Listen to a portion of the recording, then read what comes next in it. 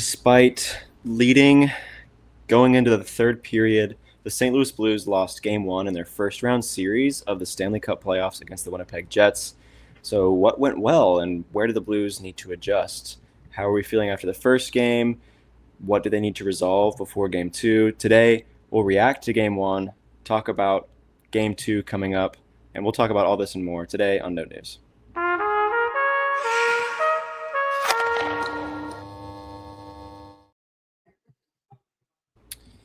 Welcome in to another episode of Note News. It's John and Alec with you as always. We're a St. Louis Blues podcast, and we go live typically twice a week, but we've got ourselves a playoff series to cover. So our plan throughout this series is to go live the day after each game and react to how it went, and sort of look forward to the next game after that.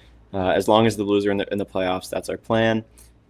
Is to go live the day after each game. There's one game, I think it's the Blues' second home game, where it's like at noon Central Time or something. We might go live later that evening, but for the most part, it'll be the day after. So if you want to, get the most of our Blues playoff coverage, be sure to subscribe to our YouTube channel. Hit that button if you haven't already. It's the best way to help us out and to follow along with us. Like this video as well if you're just tuning in, and you can listen to us on audio. We're on Spotify and Apple Podcasts, and then you can follow us on socials at Note News Pod on Instagram, Twitter, and TikTok. We post a lot of great stuff over there. Be sure to check us out. We've got a brand new graphics package for the playoffs, so go check that out if that's of interest to you, and follow us on all those platforms. But thanks for the support as always. So let's go ahead and get into it, because we've got a lot to talk about. A big game here to break down, Game 1. The Blues lost 5-3, and there was a lot that happened in this game. It was definitely playoff hockey, and I think it lived up to the hype. First Blues playoff hockey game in 3 years. It was good to see the boys back out there. But Alec, how are you feeling after Game 1? How are you feeling watching Blues playoff hockey again? Yeah, I think that sums it up best. Is just it's always such a treat to get playoff hockey, regardless of the product and everything. And I would say actually the product was for the most part pretty good. I know it was a loss. It was a loss that hurts really bad, and definitely sucked to watch at the end. But I think I'm going to be more of a try and be more positive or optimistic, and not just hopelessly or not just pointlessly. I actually believe there's a lot of good that happened in this game, and a lot of good that can come to this series.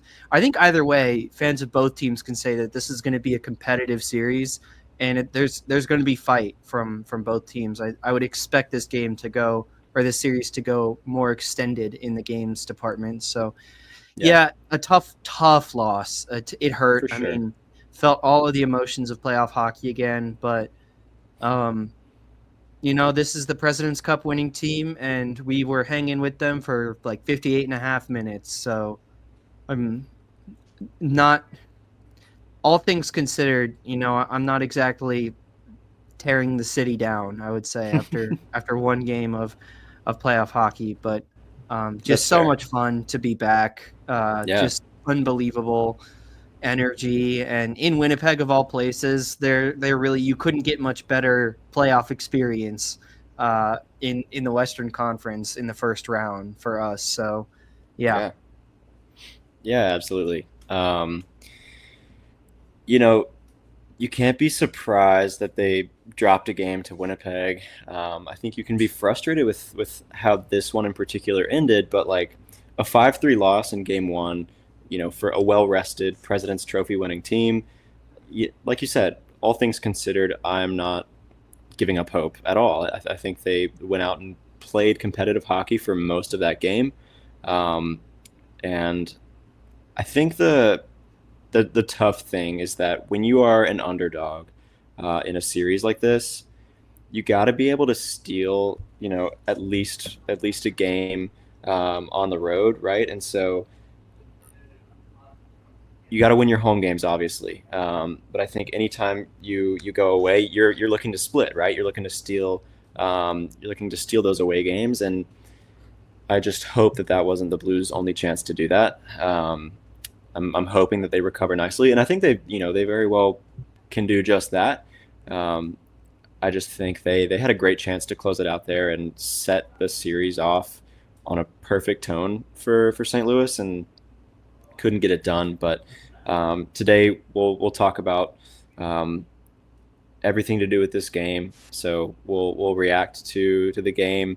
We will talk about what went well, as I said, and we'll also talk about what didn't go so well. And then towards the end, we'll look forward to game two, talk about what the Blues should continue and what they, where they need to adjust and how we think they should do it. But to start out with, I think we should just go with just sort of a brief recap of the flow of the game, just to inform the rest of the discussion. So in the first period, the Blues got it going. Started off pretty strong, I thought. So Robert Thomas had a power play goal to open it up. The Jets responded with a power play goal from Mark Scheifele, and then went up 2-1 with a goal from Jarrett Anderson-Dolan. The Blues responded. Oscar Sundqvist scored to tie it up at 2. Blues went on the power play at the end of the first, and then into the beginning of the second when Jordan Kyrou scored a power play goal. And the Blues had that 3-2 lead through the second period and into the third when the Jets scored a couple goals. So Alex Iafallo scored to tie it at 3. Kyle Connor with a goal, I think under 2 minutes to go. There was like a minute 30 left. Yeah. Yeah, when Kyle Connor scored that one. And then they tacked on an empty netter from Adam Lowry to put it away, 5-3. So that's the scoring breakdown there. And then just to also throw in the performances from each goalie. So Jordan Binnington, 4 goals allowed. He made 21 saves on 25 shots on goal for an .840 save percentage. He had negative 1.79 goals saved above expected. So came under fire quite a bit. I thought he did okay for the most part. Had some big stops throughout the game, but 25 shots on goal is difficult for any goalie. So on the other side, Connor Hellebuck, 3 goals allowed on only 17 shots on goal, so 14 saves for an .824 save percentage and minus 1.18 goals saved above expected. So that's sort of the breakdown of the goalie performances there. But Alec, just to start off, what did you think of this game? Who stood out the most to you, or what were some moments you want to highlight? Where do you want to start this discussion to kick it off? I want to start this with the face of our franchise. Robert Thomas is playing in absolute God mode right now. I think he just had an unbelievable game. He was flying over the ice. This was Thomas is such a quietly elite player that he really doesn't it feels like in his best games, you just look at the score sheet and you realize, oh, Thomas has 4 points tonight. Oh, that just happened out of nowhere.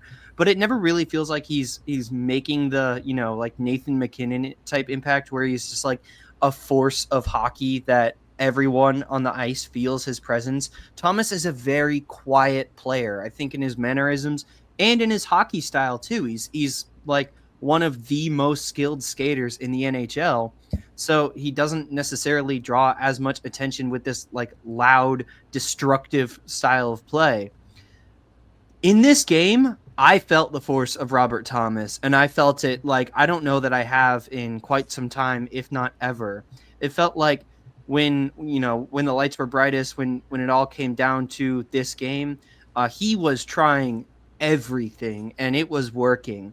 His just the amount of perfectly timed little stick lifts as soon as the other Winnipeg skaters would have the puck and try and make a move off the blade. He perfectly timed it up every time because he's the smartest player I've ever watched play to get that stick, steal the puck. He was absolutely playing physical and just outskilling everybody. It did not matter if it was Connor, Scheifele, one of their big defensemen. It did not matter. Robert Thomas was there, and I thought he had a phenomenal game. That goal is just confidence exuding from this guy. Had a second in the slot, eyed up his corner, and just picked it no problem to score the first goal of the playoffs this season. Something that I'll get into later, so I won't give too much on this point, but he was dominant in the faceoff dot, which has Oh yeah. really become a strength of him this season. And I'm so impressed. And I think defensively was great too.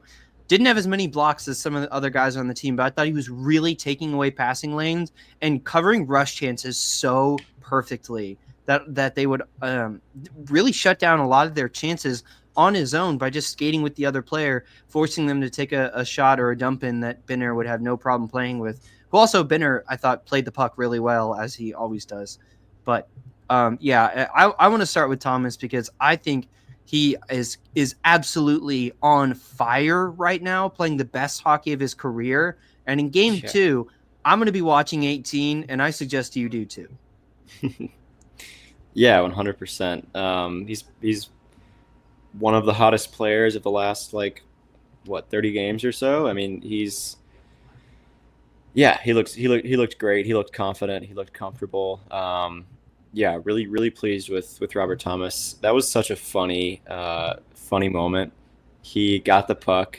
That very first goal that he scored on the power play, got the puck, and you just saw him. You know he wanted to pass that puck so bad. He was looking around. He was like someone else. He wanted to find a good place so badly. But yeah, the best play for him was just to put it glove side in that far corner, and I think fantastic shot. Played it really well. So yeah, just to start things off on a high note, Robert Thomas, 100% looked great. Yeah, one goal, first goal of the playoffs league wide. So not bad for setting a tone. That being said, things looked a little rougher later on, but I think the start was very impressive. And yeah, just to echo what you said, 100%. Robert Thomas looked great. He's kept it up. I think is the thing. He's been really hot lately. One of the best players in the league down the stretch, and hopefully that is a good indication of what's to come for him throughout this series, because this is something that we touched on in our series preview. They're going to need Robert Thomas to continue showing out against Winnipeg. This is something that he did well during the regular season. I think he was probably the Blues top scorer against Winnipeg throughout the regular season in their matchups. And so they're going to need him to be a significant factor in this series. And I think he started off on the right foot in that regard. Played the most minutes of any non-defenseman at 1952, so almost eclipsing 20. And honestly, next game, I'd expect him to get over 20. I think that would be the right thing to do. And he's kryptonite to Winnipeg, it seems. Yeah, it seems that way. I want to highlight Jordan Binnington, who 4 goals allowed doesn't sound that great, but he came under fire quite a bit, and so I think there's only so much you can do if you're Jordan Binnington. I think he did everything he could have to keep the Blues in it. Had a lot of big stops. Really denied Kyle Connor for most of the game, right? And so it wasn't really neutralizing that top line at 5-on-5 wasn't really thanks to team defense or anything like that. It was thanks to Jordan Binnington, who just stopped everything that came his way at 5-on-5 against Kyle Connor for much of the game, and eventually one did get through, and that's to be expected from the Jets top forward. So that was a tough way to end it for sure, but I think Jordan Binnington looked fantastic. Had a lot of great games, or a lot of great saves rather. A lot of I think he played well when the Jets had it in high danger areas, right? He didn't panic. I think he responded well when they were very threatening and right there in the slot. I think he, as you said, played the puck, off of his stick pretty confidently. I think it didn't really transfer as well as it has throughout the season. Like throughout the season, that's been a strength is him being able to play the puck, find someone, and then they're right back out of the D zone. That wasn't the case quite as much last night, but I think that's not just Bennington's fault. It's sort of I think he had a comment on this saying it was a communication issue, and so um, that's something I'm looking for him to improve on a little bit, and for the Blues as a whole to improve on a little bit. But yeah, I was really impressed with how he showed up against the one of the top teams in the league for sure. Yeah, I want to echo that. I think Bennington had a really impressive game, actually. I think shots in the Stanley Cup playoffs are just hard to come by. And so a 25 shot game in a Stanley Cup playoffs is more like a 30 or 32 shot game in a regular season. Yeah. And absolutely, like, Bennington we are not in this game if not for Jordan Bennington. Yeah. And 100%. even like the goals he let in, like that first goal was just so stupid. It was like Yeah. I can't remember who scored it, but It was I know you just Shifley. read it off. Okay. Suter like makes a play on the puck, puts his stick in the way of the shot, and it just bounces off of Suter's stick into the net. Everyone did everything the right way there on our side, and the puck still ended up in the back of the net.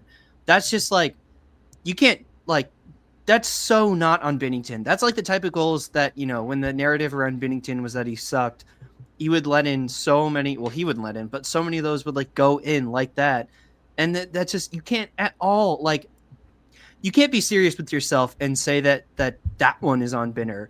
And, in that regard, that makes the numbers look, I think, a whole lot better when they're already pretty impressive. Also, the tip out in front, too, I'd argue there's really nothing that he could have done on their second goal. And so really, like, the pressure early, I think, came from the first one. Like, it honestly, like, it kind of was luck. I'm sorry to play that card, but it kind of was. And then the second one, you definitely want a better effort from your skaters out in front of that. So Binner had a phenomenal game. I mean, he made some absolutely incredible saves, especially in high danger moments like you brought up, and on the power play, or on the penalty kill, excuse me, on the Jets power play. Yeah. Was locked in, and like that Kyle Connors save in the third period was just so like excellent. And I just I really do think Binner had a phenomenal game. His team let him down in this one. To not get the win there is really tough, I think. But I think this is a strength that we can lean on for the remainder of the series, and I hope they will, and I expect they will, especially like Bennington at home. Prepare for this dude to be locked in. So I have no problems with Bennington's play. Yeah, 100%.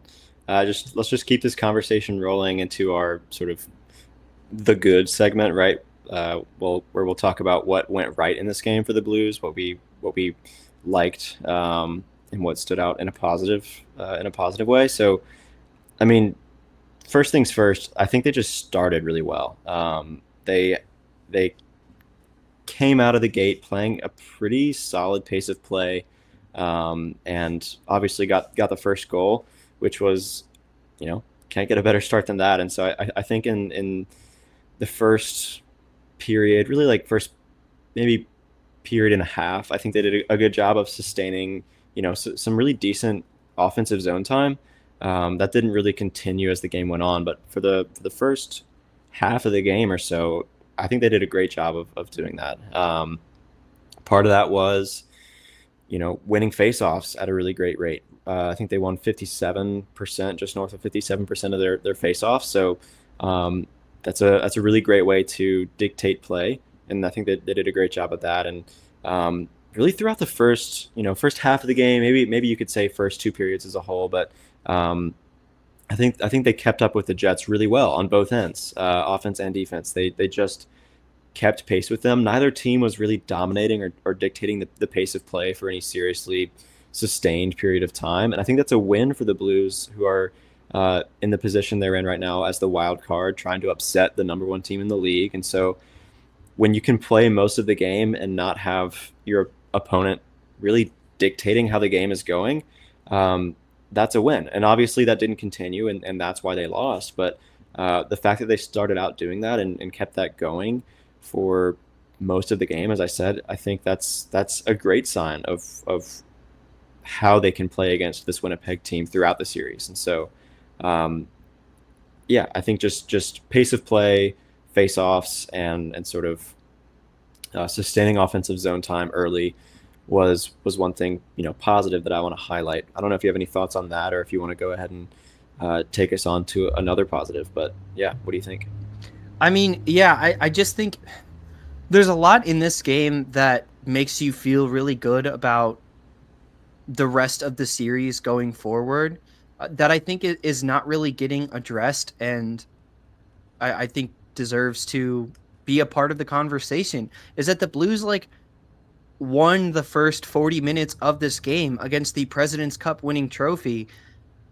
The Jets definitely did their part to come back, and credit to them. Obviously, they're a great team. I keep mentioning they won the most points this season. But that, are we just? I get the result is a loss, and you can't just claim that we're the better team. But is that not at all a scary result for the Jets? It was tied with a minute and a half to go in the game until finally they broke through.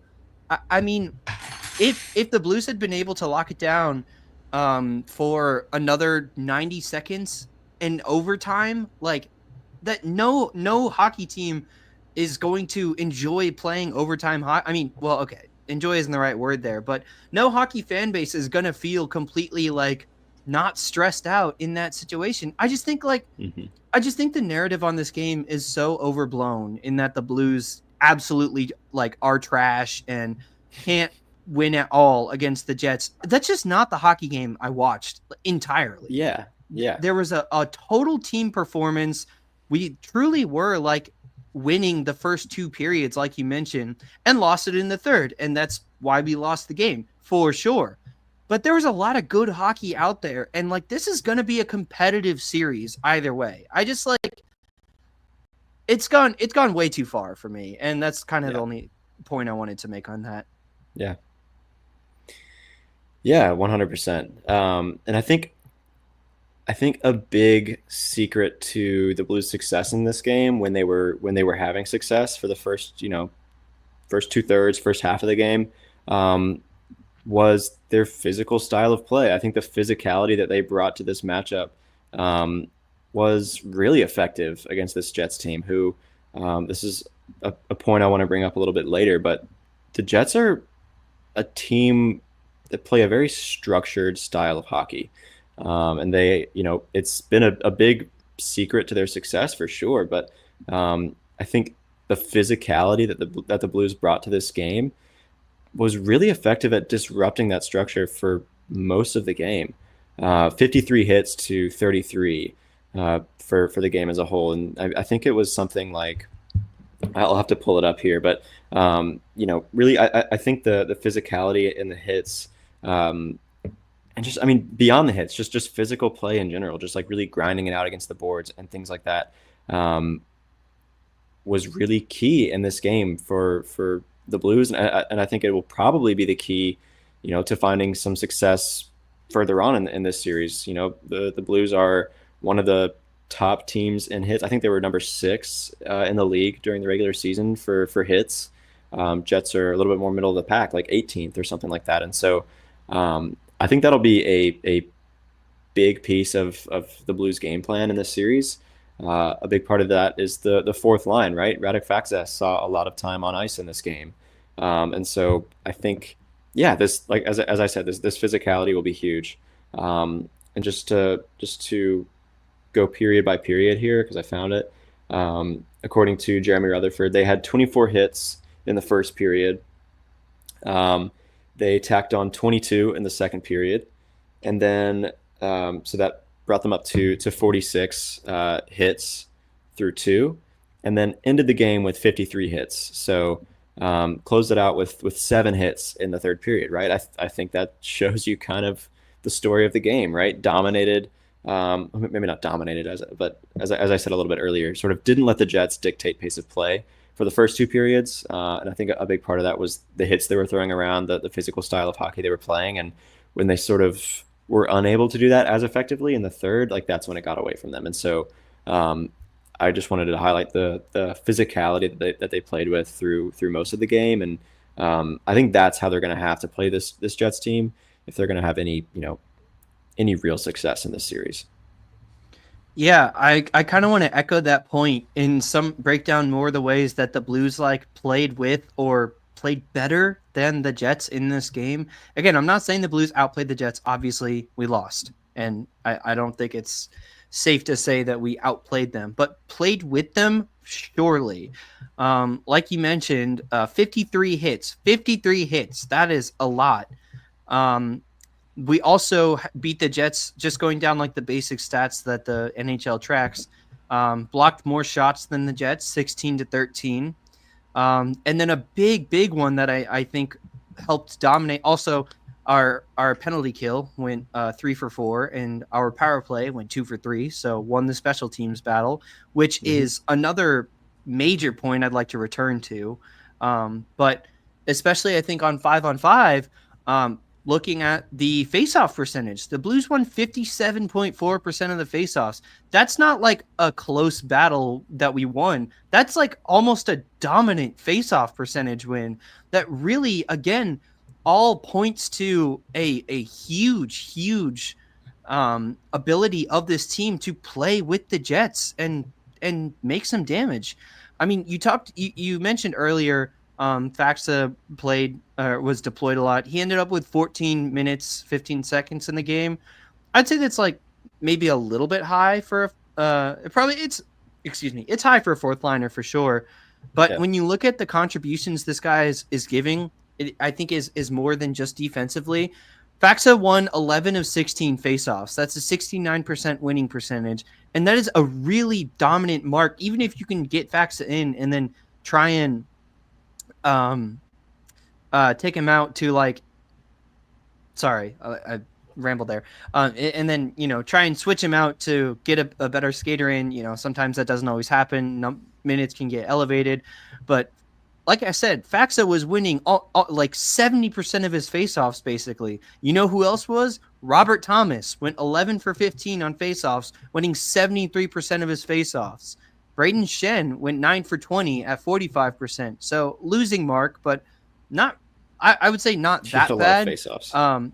Yeah, that's a lot of faceoffs, and he won 50% of his faceoffs in the defensive zone. In the neutral zone and offensive zone, not as good. So when it really mattered in, preventing this Jets offense from getting set up and possessing and controlling ice time, yet again, I really think that the Blues should have scared the Jets more than perhaps we are talking about here. Also, shout out Nathan Walker took 3 faceoffs and won 2 of them. So I honestly missed that, but yeah, just adding stat padding for my GOAT, I guess. But I really think that there are just so many ways that the Blues absolutely like played with this team. And like you mentioned, the hits. Like that is as how this team has won and dominated in the regular season. I want to shout out some individual performances on there. So in our original breakdown, we said that the way that this Blues team was going to be able to beat this Jets team was forwards and outplaying them, really with all 4 lines, especially like offensively, we're going to need our top guys to go. Well, Thomas and Kyrou both scored, had great games, I would say, for the most part. Absolutely like proving their worth. I think Buchnevich had a good game. The top 6 essentially were doing their part. So team leaders for hits in this game, Braden Shen, second line center, had 9 hits, which led the team, which is a crazy high number. And I think he had something like 4 or 5 hits in the first period alone, which was like would be some people's totals for a game. So Shen absolutely bringing that captaincy on and off the ice. Here he is showing it on the ice by throwing some absolute nukes on the ice, just tanking some of these bigger Jets players. Was awesome to see. But then under him, you've got Nathan Walker with 7, Jake Neighbors with 7, Torpchenko with 6, Falk with 4, Foxa with 4, Joseph with 4. So all of our top leaders outside of Shen and I guess Neighbors, depending on the shift, were outside of like top pair minutes in that night. And Falk, who's a defenseman, but you don't typically expect defensemen to throw a ton of hits.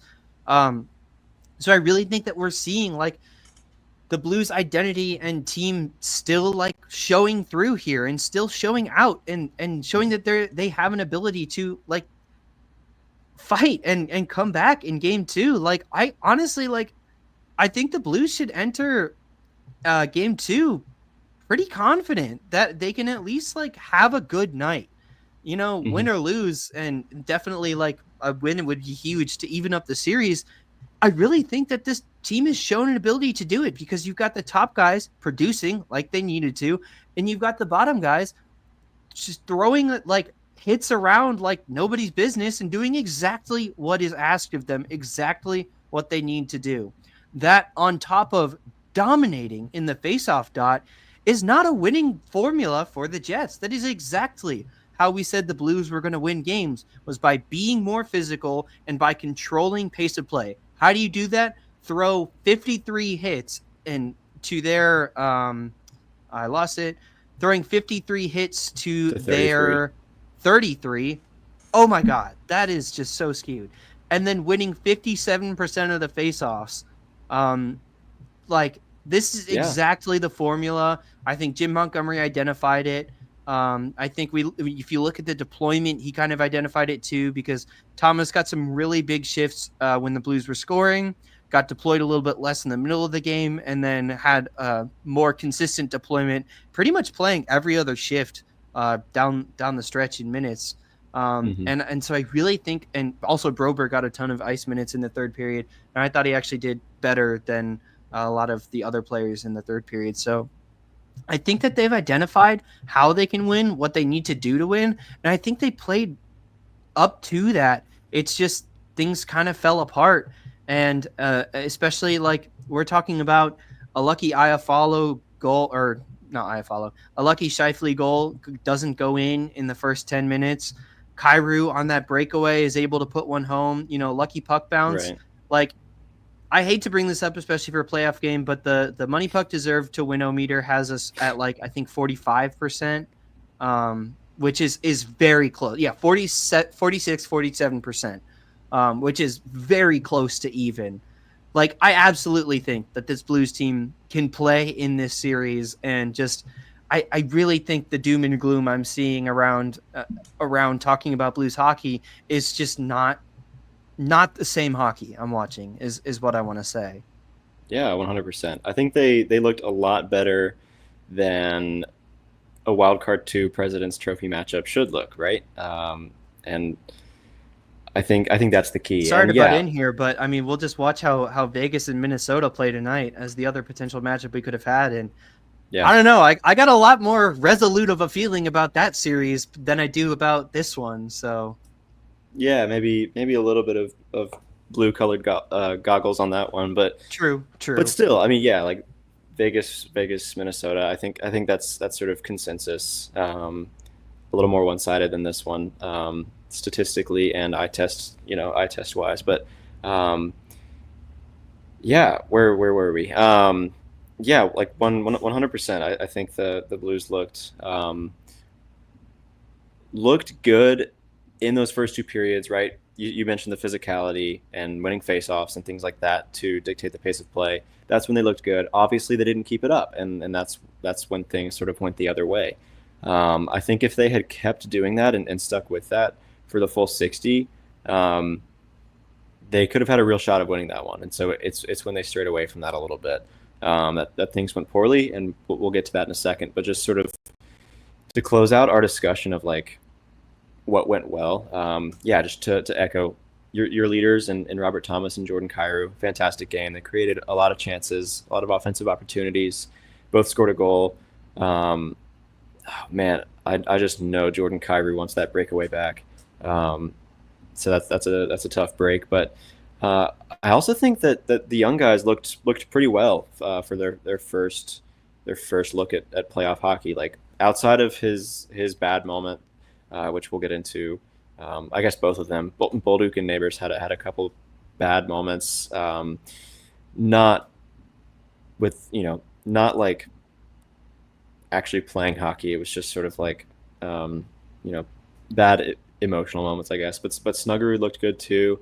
Um, I want to highlight Philip Broberg, as I will always do, because he looked good, and you know got a taste of playoff hockey for the first time last year with the Oilers, and so it's not his first time. Um, but I think he was one of the Blues' better players in this game. He, if I can find, these stats real quick, um, I won't find him. Oh wait, here we go. He was one of the top five on the team in expected goal share. He had like 51.2, which is you know for most hockey games in sort of decent territory, but was one of the top Blues players in this game, and I think the Broberg Falk pairing looked pretty good as a duo. Falk had 2 assists, and I think they looked pretty good for most of that game, and then also the top line was great. Neighbors Thomas Buchnevich really led the way for this team, and again outside of Neighbors, his that slash that he took, and I think they ended up scoring on that penalty, but outside of that, like I thought that top line looked really good. But I just want to bring it back because you kind of mentioned this and then went on to make some other points. But let's just touch on this before we pivot to talk about what didn't go so well. Special teams. This was another, I think, a victory for this team with this matchup. The Blues were 2 for 3 on the power play, and so the Jets were only 1 for 4. The Blues power play this year was sort of middle of the pack, I think. Not awful by any means, but not as good as the Jets, who had the best power play through the regular season. And I think they just did a really good job of neutralizing that advantage that the Jets had, while also coming through on their own opportunities. So why don't we talk about this a little bit more? What went well on the power play and on the penalty kill for the Blues that you think um, you know might have you feeling a little bit encouraged about this matchup, because going into it, that was one of the scariest things, was the Blues not only having a weak penalty kill, but the Jets having such a strong power play. And so not saying that this sort of torrid pace will continue for the Blues special teams through the whole series, but I think they showed up when it mattered. So yeah, like, what did you see here? So I think the Blues' first power play unit played incredibly well, obviously scoring 2 goals, and haven't even seen Zach Bolduc get in on that yet. So I guarantee Zach Bolduc will have a goal in this series, if not multiple. I think he's honestly like a secret weapon that could be utilized against Connor Hellebuck and the Jets when we looked at some of his weaknesses in this game. So I think the Blues' first power play unit actually is a super big strength here. Obviously scored 2 goals, with Kyrou scoring one late in the second power play, and then Thomas opening the opening the race for Conn Smythe with the power play goal of his own. And they looked like really good. Like they looked like they were able to manipulate the space really well. Credit to the defense for being able to stretch the puck when it was needed and make those make that box sort of collapse, as they like to do. And also, I think winning faceoffs is so huge for that. Again, that is just crucial to starting off on the right foot. Part of the reason I think that the second power play wasn't quite as good is Shen going 2 for 5 on offensive zone faceoffs is not Mm-hmm. is not a recipe for success for getting set up there, versus Thomas won 57% and Foxa won the only one that he had in the offensive zone. So I really think the first power play unit played wonderfully. The second, I don't think looked as good. I think looked a really disjointed, honestly, and kind of it honestly to me looked like when there's like a little kid like swinging at an older person, and they just like hold them at the head and like keep them at an arm's length, and there's nothing that the kid can do. That's kind of what the second power play looked to be like to me. And hey, credit to Sonny for that goal. Wasn't a power play goal, just credit to him. that was crazy. I never in a million Yeah. years could have seen that one coming. But yeah, I don't know. I do think as I said, I think the first unit's great. The second one, not so much.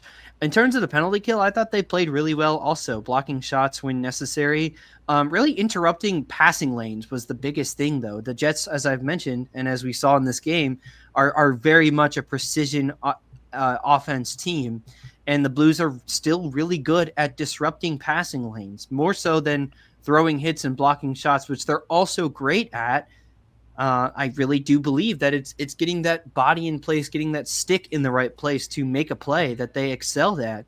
And then also, I think this is where the hits also played in their favor to help disrupt the Jets' power play, because they couldn't get set up if the guy that they were stretching the puck to on the other side just gets blown up by Braden Shen for the third time.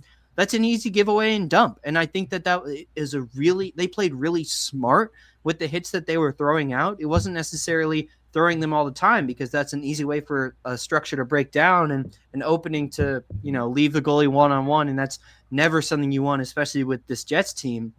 But I think that they played their hits really, really smart, and I really liked how the penalty kill played, only allowing them to one chance on again, just that on, like, it should have been 100% on the penalty kill.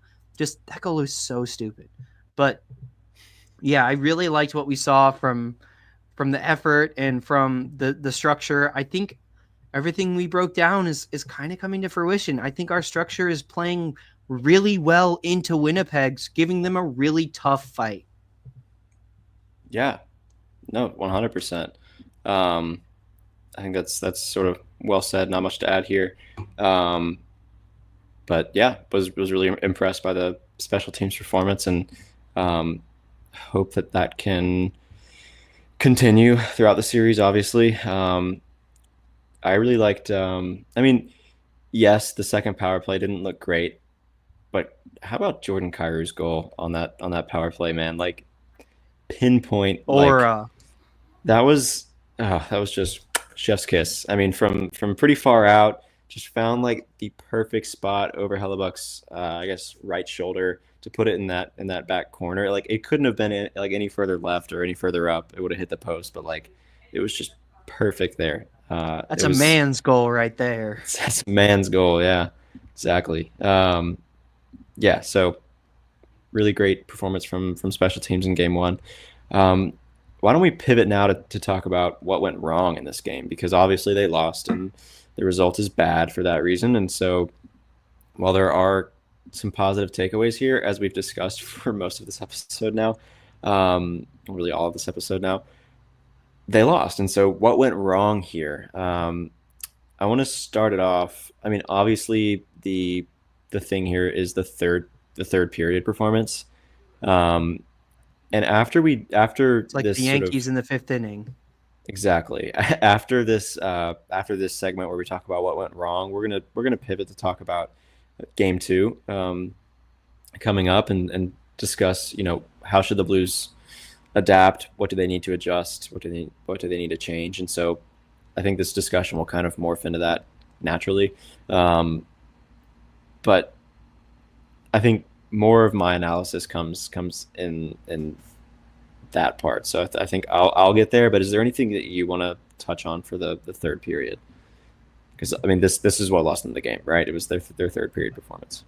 Yeah, for sure. It just looked a lot sloppier in terms of passing, in terms of, I mean, the effort was there, but it just looked very uncontrolled.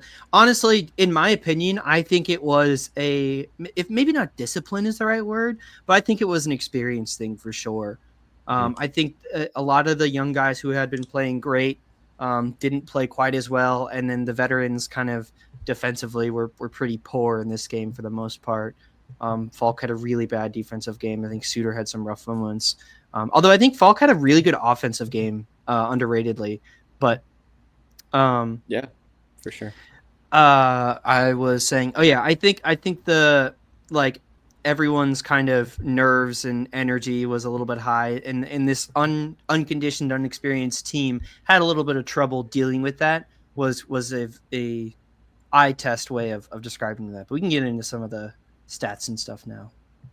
Yeah, for sure. I mean, just to I said I'll make most of my points here later, but I'm gonna go ahead and make this one now. I mean, I think the issue was once they took that 3-2 lead. I mean, this kind of started in the second period. Really, is when they started to let the Jets dictate the pace of play. We talked about how that was a strength of their early game performance, and talked on our previous episode about how that would have to be a serious part of their game if they wanted to have a shot to upset Winnipeg here. But I think once they took that lead, they went back to playing a defensive style of hockey, whereas what got them the lead in the first place was, trying to keep up the pace and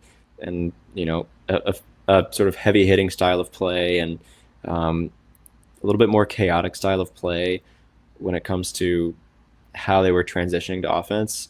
Um, and that got them those 3 goals in the first place. And so I think what went wrong here was just letting the Jets dictate the pace of play by going on the defensive after they got a lead. And sometimes that works, but I think when you do that for a full period, like that's not a recipe for winning hockey. And so um, trying to play more defense there, I think was really the big issue. But I mean, you mentioned discipline. There was that issue too, right?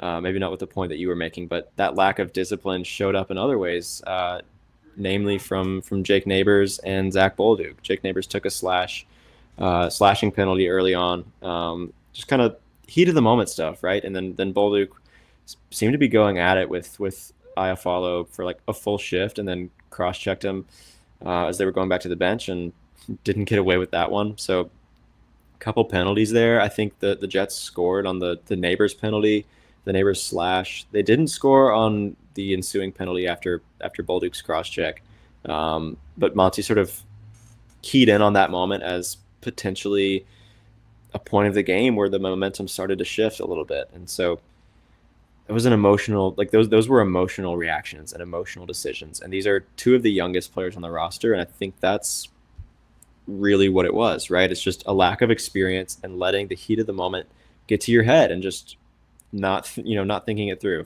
Oscar Sundquist had a great comment in the playoffs. That happens. You just got to laugh it off instead of reacting physically like they did. And so, I mean, that was an issue for sure. And I feel pretty confident that they probably heard an earful about that. And I'd be surprised if we saw issues like that continuing from the young guys. It very well could. They're still young and still inexperienced, but I think that's something that Monty was pretty frustrated with, pretty disappointed with, and I'm sure that's something they're gonna look to resolve moving forward. Yeah, for sure, understandably. And I think that perhaps I think what you brought up just now real quick is really another underrated part about this. Somehow I'm turning the negative section into a positive section. Welcome to Note News, I guess. But like I think maybe what I was most wrong on this season outside of them missing the playoffs is Oscar Sundquist on this roster and the role that he could play.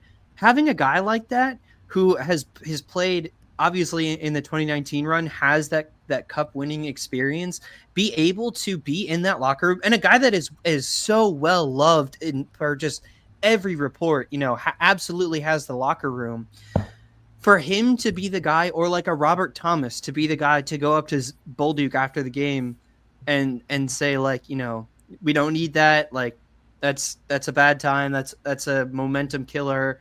But that's okay. Like, we'll get him next or whatever they say.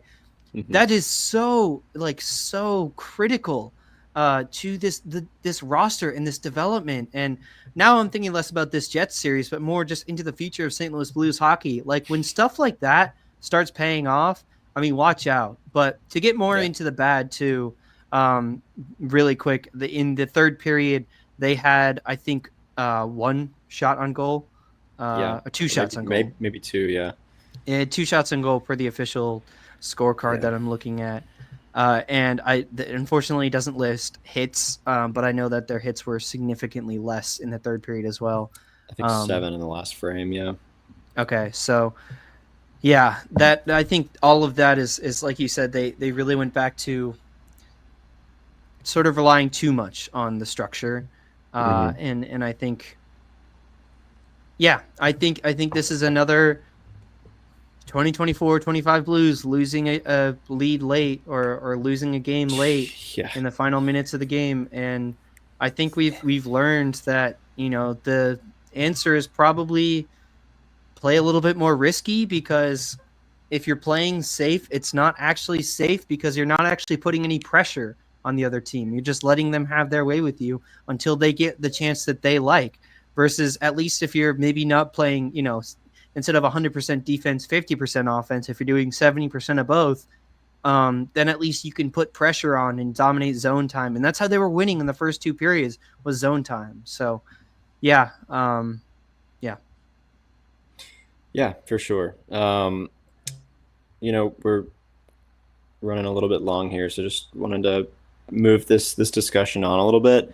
Um, just to sort of close out the bad discussion, at least on my end. And if you have more you want to say, that's um, obviously great. But like third line, I think in terms of expected goal share and sort of, I think defensively they looked a little rough. I think they got to be a little bit better. That third line. And I just think we need a little bit more from the vets, honestly. Like, I think that Braden Shin showed up in some regards, faceoff wins, hits, and he sort of led the team in those regards. But there was sort of a deviation from what we saw from him for much of the season as sort of the leader of that powerhouse second line. And obviously, losing Dylan Holloway is a big hit, but you still have Jordan Kyrou right there, and so um, I think you're looking for Braden Shen to generate more opportunities for his line. Lock it down defensively a little better. He had the worst on ice expected goal differential for any individual player on the Blues, and so um, yeah, just like locking it down defensively and generating more opportunities in the offensive zone. It's obviously tough without Holloway, but we've still seen Braden Shen play well without Holloway since he went down. We've still seen great games from Braden Shen, and so um, I think just as the leader of this team and with the season he's having, um, you can't you got to just be playing a little bit more, a little bit better than that. You got to provide a little bit more. Falk was great offensively. I thought a couple assists, but defensively maybe not so good. He had a couple giveaways in the defensive zone, and it's like kind of typical Justin Falk in some regards. But got to clean that up a little bit. But really, the player I want to highlight is Colton Parayko. I felt like he was way too quiet offensively, and it's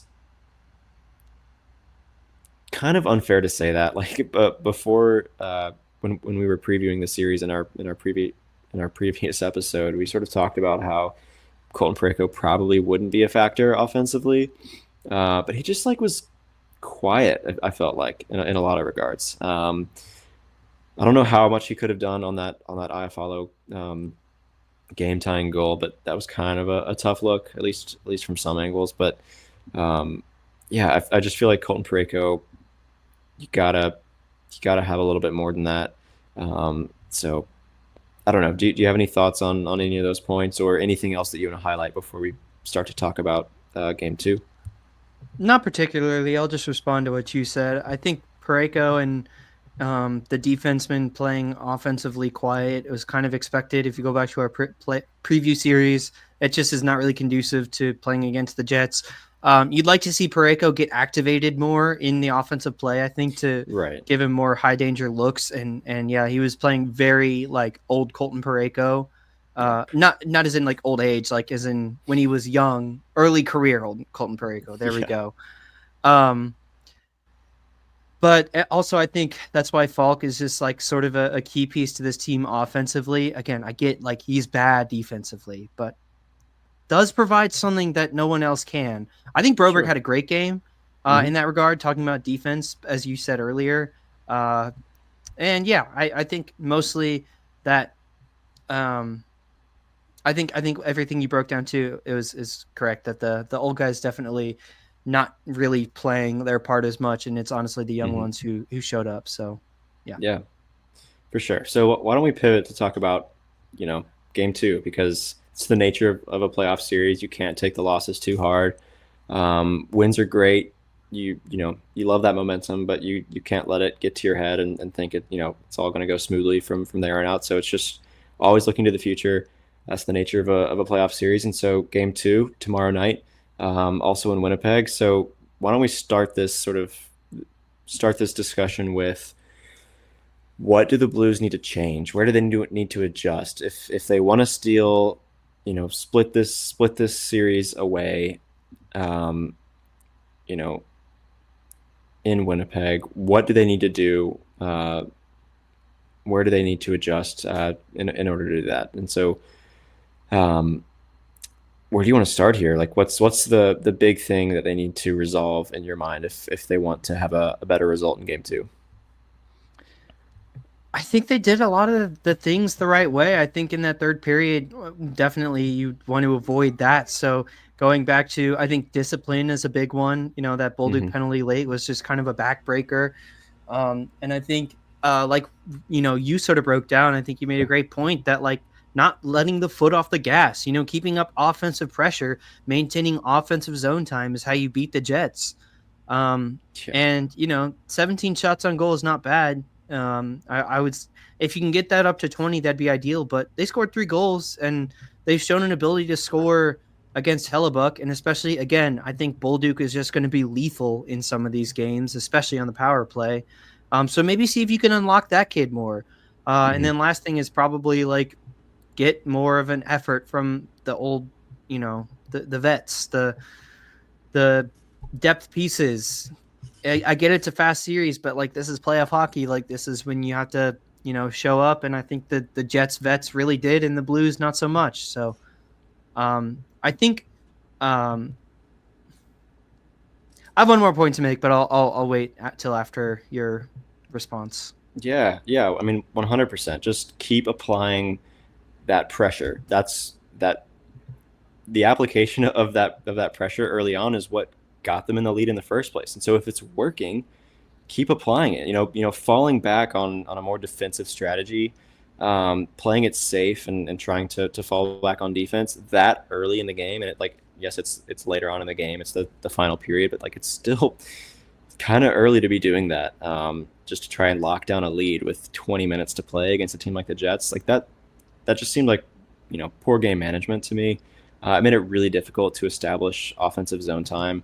Obviously, the third period has been a strength all year, and I think the reason it wasn't last night was because they sort of strayed away from the style of hockey that has let them find success in those situations. And so, I mean, really, I think the Blues are very well equipped to neutralize and outperform the Jets' forward lines 2 through 4. Right, their bottom nine.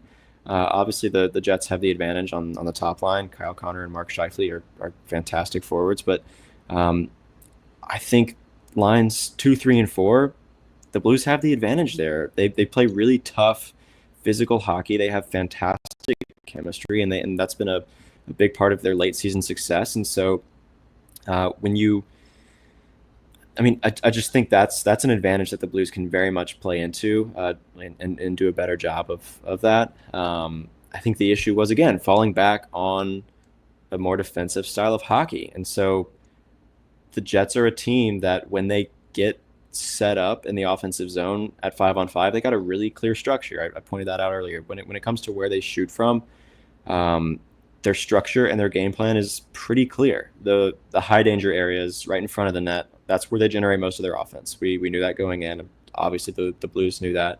That's where they take most of their shots. That's where they look to get the puck, probably like 80% of the time, or maybe 75% of the time, before trying to take a shot from further back. But really, those high danger areas right in front of the net, that's where most of their offense comes from. Now, beyond that, they take a lot of shots from the face-off circles, right? So they've got right in front of the net and then the face-off circles. Um, and then beyond that, they'll rifle it in from the back corners where the blue line meets the wall. And beyond that, like, they don't take shots. It is those back corners, it is the face-off circles, and it is right in front of the net. The Blues, on the other hand, like, they're much more willing to take chances from all along the blue line, from deep, not just the corners. They'll shoot it from the wall beside the faceoff circle. They don't do as good a job finding high danger scoring chances, and I think the Jets. I mean, that's an advantage that they have, is that they have such a solid structure. But I think there's another takeaway here. There's a couple key ones here. First of all, like, the Blues could probably take a page out of the Jets book and try to generate some more high danger opportunities against a goalie like Connor Hellebuck. He's fantastic. You've got to threaten him a little bit more, give him less time to react to what you're doing, and so obviously the Jets as well are a fantastic and very sound defensive team, and so those high danger opportunities are going to be difficult to come by. But again, you're a more physical team, and so I think they match up well with the Jets to be able to potentially break down that defense a little bit more than they did in Game 1. But then the other takeaway here when it comes to the Jets' offensive structure at 5-on-5, it makes them effective 100%. But I think it can also make them vulnerable. I think if the Blues play it right, it can make the Jets it can be a little predictable. The Blues can be much more disruptive. This has been a strength for them, as you pointed out earlier, disrupting plays, working their way into passing lanes, and with the Jets getting into those lanes between the corners and the face-off dots, right? The corners by the blue line and then the corners behind the net. Getting in between the passing lanes of those corners and those face-off dots, if they can disrupt play like that a little bit better, I think they'll find a lot of success defensively. So really, they let the Jets get set up on offense at 5-on-5 far too much last night, and so moving forward, that's going to be something that they're going to have to fix. I think a big reason for that was losing a lot of puck battles in their own zone, at just not quite playing as strong. Like, playing strong and throwing hits when you're up to skating speed, but you have to be able to do that stopped as well and play strong on your stick. So yeah 100%. Let's see. Anything else you want to? I mean, I have some other points I can make when it comes to where they need to adjust, but I think let's start there. Yeah. Sure. I think another thing that they did well for most of this game, but sort of, I wouldn't say that the team did well as much as Jordan Binnington did well, just shutting down that top line, right?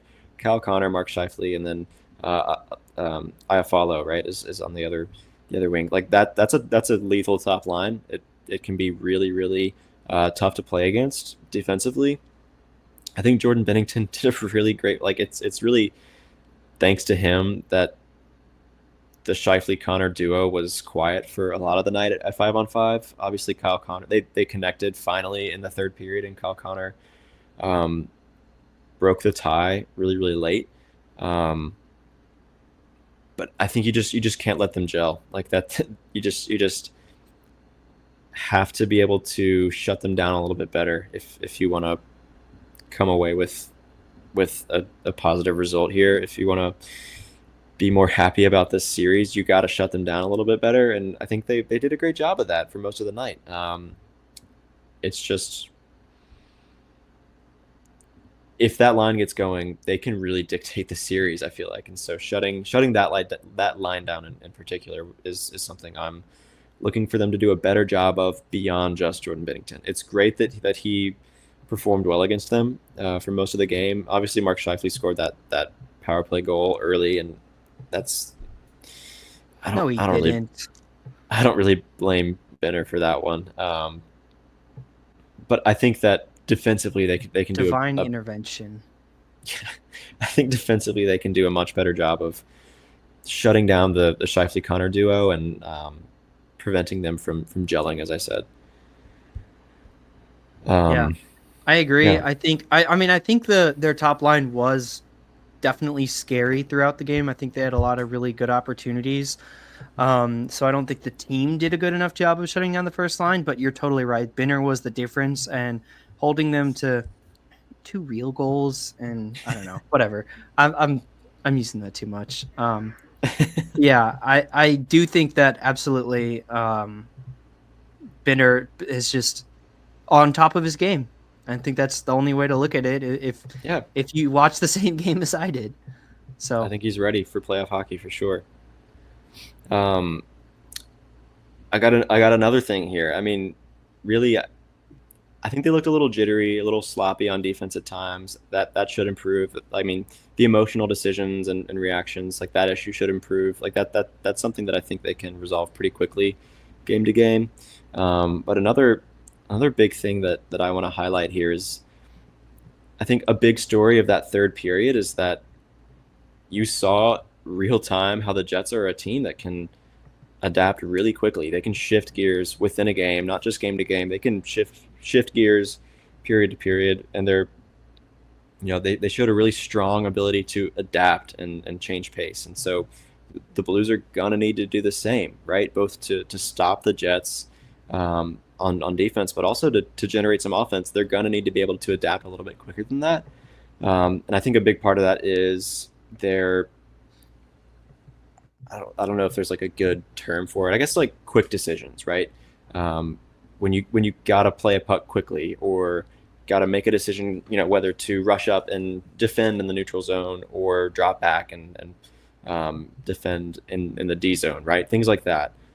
Quick decisions. I don't think they were made well enough last night, and that has to be a bigger part of how you adapt and adjust within a game, but also game to game. It's got to be, you know, second nature. It's got to be habitual. They got to make those quick decisions much better than they did in game one. I mean that's something that the Jets do really well, and so I think the Blues can learn a thing or two about that. But I think those are like the keys that I see as the biggest areas for improvement before game two. Anything else that you want to highlight here or respond to? The biggest thing to me about this Blues team and roster in first game that we have to think about is that this was their first playoff experience as this core Yeah, entirely. This was their first chance in Winnipeg, which is like one of the most famous playoff atmospheres in the NHL, and yeah, it's in really cool. like yeah, credits to them. Like the building was absolutely rocking. Yeah, got Like a good barn there the for sure. you couldn't even hear the goal horn on the broadcast, at least on the broadcast I was watching. So like it was nuts. And for that to be the first playoff experience for like a third of this roster is definitely like a stressful game to be dropped into. Despite all of that, still played a really, really great game of hockey for the most part. So I just think that everything about this team in this series is showing that it's going to be a competitive series. It's going to be a good fight with a chance to do some real damage and make the upset. But even then, like they are just learning perfectly what they need to do Mhm. for the playoffs by playing a team like the Jets too. Like, this is a PDO classic matchup. The Yeah, like Corsi and like all those expected stats that are supposed to lead to success that never do. Like this is exactly the type of team to learn against and to play, especially for a team that gave them trouble in the regular season. So it's frustrating. Another close loss to the Jets, another loss, late in the game to give up. All that's really frustrating, but the battle and the hill that this team is having to climb and to be leading for a good moment in the game and to be tied for, a long time and to play with them. hmm I'm just really impressed by a lot of the things I saw in a loss. Maybe that's me yeah, being naive, my blues colored glasses on, but really like when you look at the bigger picture here, I'm just super impressed and I'm super into what's going on in St. Louis hockey and for the future of St. Louis hockey. We'll see about the result of this series, but I yeah, think to make a more general point here, there's a lot of good coming, and I really like what we saw in this first game despite the loss. yeah. 100%, 200%, 1,000%. Yeah, no, really, really agree with everything you said there for sure. Yeah, like for a game one loss, as the wild card 2 against the President's Trophy winners, you got to be feeling about as good as you can if you're the Blues. Again, we are all obviously Blues fans, and so there's a little bit of, I don't know, homer bias or whatever you want to call it, but I think the Blues scared the Jets and scared Jets fans a little bit more than they're letting on here. And so just to sort of close it out on a more positive note, because I think that's sort of the chord we want to strike here with this whole episode. Obviously, there are big adjustments that the Blues need to make before Game 2, but what did they do right? Like, what should they continue doing? What should they keep up? Um, so, I mean, obviously, keeping things physical. This is like the big one, and they, uh, what was it, 24 hits in the first, 22 hits in the second, and 7 hits in the third. Ooh, off rip. So, like, it's whatever. Uh, I think there's a pretty clear correlation there between when they were dominating the game, or at least not letting the Jets do that, and when they kind of got walked all over. And so, um, keep things physical. They can out hit, out grind, and out fight this Jets team 100%. They completely have that advantage in my mind. And so, um, they did that well for most of the game. They got away from that at the end, but like that's something that they should definitely keep doing. I think maybe those like, I mean, maybe it was those crappy penalties that they took, right? Those emotional decisions that they made, and those difficult difficult penalties to take scared them from playing a more physical style of hockey. Like they just didn't want to give the Jets any more excuse to have like another power play or something like that. I don't know what it was, but they just got away from that, and so that's something that they need to keep up for sure. Um, what's something that you wanna highlight? Yeah, I agree. 100%, 200%, 1,000%. Because I do think, like, again, we're just not watching the same hockey game if you think that the Blues were just getting ran over by the Jets the whole game and didn't even like play better than them for at least a good percentage of the game. Um, I think everything we broke down previously, and like you just said, the Blues were doing exactly what they needed to do for most of this game. They Hmm. were playing physical, throwing hits, firing pucks at Hellebuck, trying to break through because he's such a tough out. And they got it. Couldn't convert the game, but still playing really good defense in terms of passing lanes and disruption and physical, that heavy, hard hitting physical edge. They were playing really well in terms of all the things that they needed to do to stop the Jets structure. It's just then they got away from their own structure at the end of the game. So they need to return to their identity, like you said, because it's proven that it can play with this Jets team. And I really think that this series is all in front of them. I know being down 1-0 sucks. It hurts. It feels bad. But I really think that this series is so far from over.